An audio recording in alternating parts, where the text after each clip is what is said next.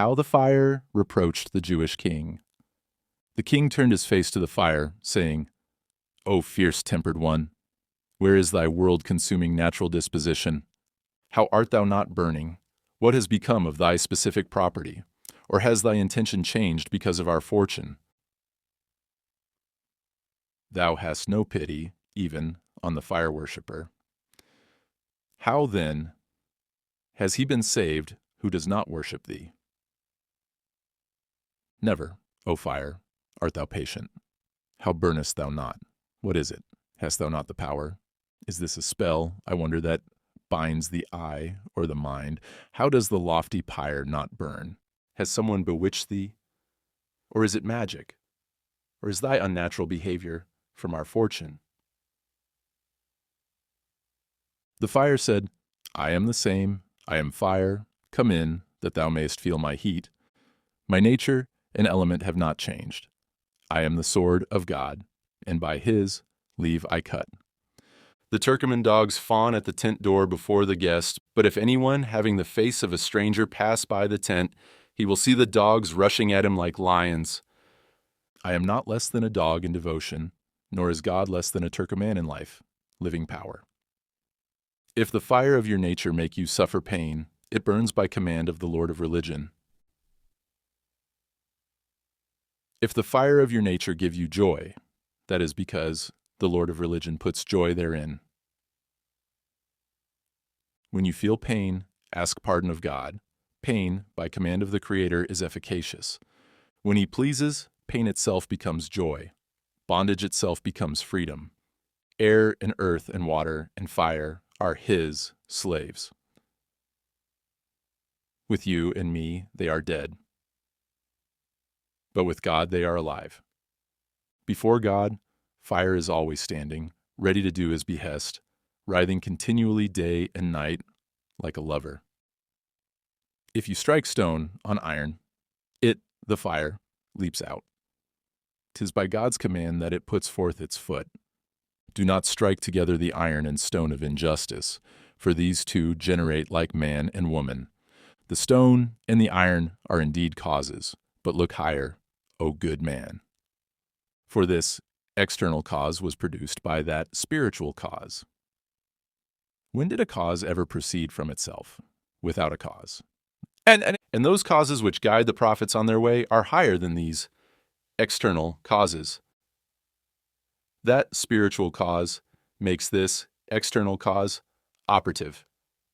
Sometimes, again, it makes it fruitless and ineffectual. Ordinary minds are familiar with this external cause, but the prophets are familiar with those spiritual causes. What is the meaning of this word, cause, sabab, in Arabic? Say, cord, rasan. This cord came into this well, the world, by divine artifice. The revolution of the water wheel causes the cord to move, but not to see the mover of the water wheel is an error. Beware, beware. Do not regard these cords of causation in the world as deriving their movement from the giddy wheel of heaven. Lest you remain empty and giddy like the celestial wheel, lest through brainlessness you burn like marsh wood, by the command of God air becomes fire. Both are drunken with the wine of God. O son, when you open your eyes, you will see that from God too are the water of clemency and the fire of anger. Had not the soul of the wind been informed by God, how would it have distinguished the believers and unbelievers amongst the people of Ad? The story of the wind which destroyed the people of Ad in the time of the prophet. Hud, on whom be peace. Hud drew a line round the believers. The wind would become soft, subside, when it reached that place, although it was dashing to pieces in the air all who were outside of the line. Likewise, Shaban the shepherd used to draw a visible line round his flock. Whenever he went to the Friday service at prayer time, in order that the wolf might not raid and ravage there, no wolf would go into that circle, nor would any sheep stray beyond that mark. The wind of the wolf's and sheep's concupiscence was barred by the circle of the man of God. Even so, to those who know God, Arifan, the wind of death is soft and pleasant as the breeze that wafts the scent of loved ones like Joseph. The fire did not set its teeth in Abraham. How should it bite him, since he is the chosen of God? The religious were not afflicted by the fire of lust, which bore all the rest down to the bottom of the earth. The waves of the sea, when they charged on by God's command, discriminated the people of Moses from the Egyptians. The earth, when the divine command came, drew Karun, Korah, with his gold enthroned into its lowest depth. The water and clay, when it fed on the breath of Jesus, spread wings and pinions, became a bird, and flew. Your glorification of God is an exhalation from the water and clay of your body. It became a bird of paradise through the breathing into it of your heart's sincerity.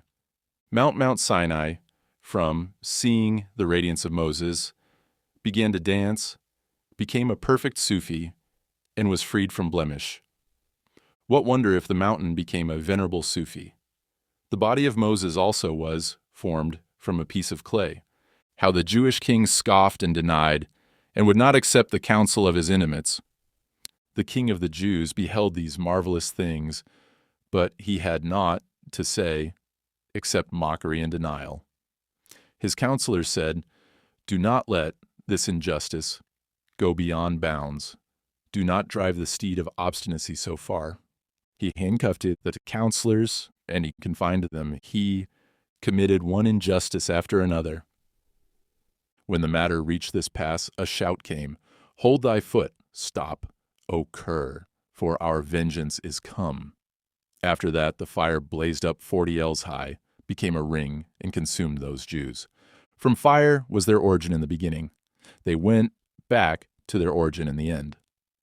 That company were born of fire. The way of particulars is towards the universal. They were only a fire to consume the true believers.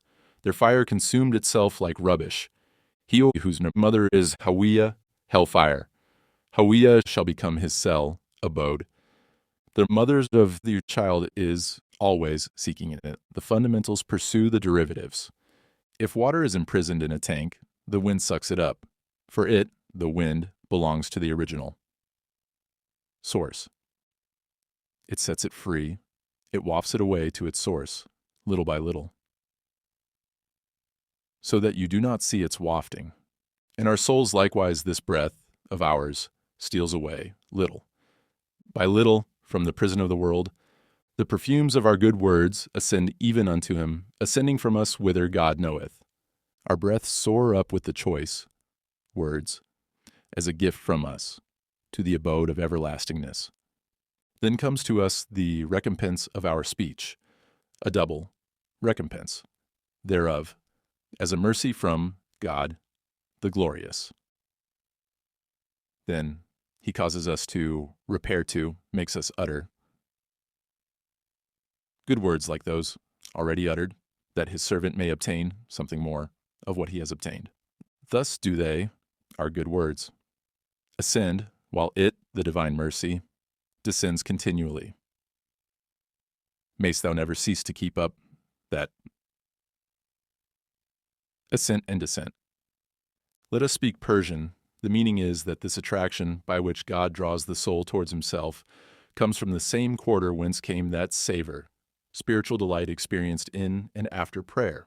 The eyes of every set of people remain turned in the direction where one day they satisfied a longing for delight. The delight of every kind is certainly in its own kind, congénié. The delight of the part, observe, is in its whole. Or else that part is surely capable of attachment to a different kind, and when it has attached itself thereto, becomes homogeneous with it, as for instance water and bread, which were not our congeners, became homogeneous with us and increased within us, added to our bulk and strength.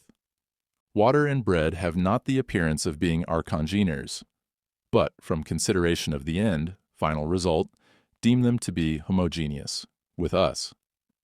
And if our delight is derived from something not homogeneous, that thing will surely resemble the congénère. That which only bears a resemblance is alone. Alone is impermanent in the end. Although the bird is delighted by the fowler's whistle, it takes fright when it sees him and does not find its own congénère. Although the thirsty man is delighted by the mirage, he runs away when he comes up to it and seeks for water. Although the insolvent are pleased with base gold, yet that gold is put to shame in the mint. Take heed, lest gildedness, imposture, cast you out of the right way, lest false imagination cast you into the well. Seek the story, illustrating this from the Book of Kalila and Dimna, and search out the moral contained in the story.